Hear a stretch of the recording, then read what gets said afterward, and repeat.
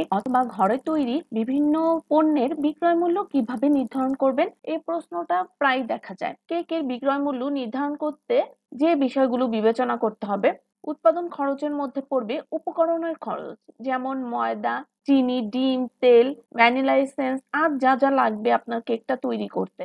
সাথে থাকবে বিদ্যুৎ খরচ, গ্যাস খরচ। তার সাথে আরো যোগ হবে প্যাকেজিং খরচ, যেমন বক্স, র্যাপার।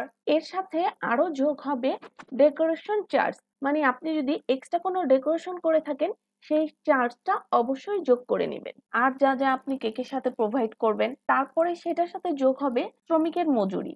এই সব খরচের 50% থেকে 80% অতিরিক্ত যোগ করে বের করতে হবে বিক্রয় মূল্য।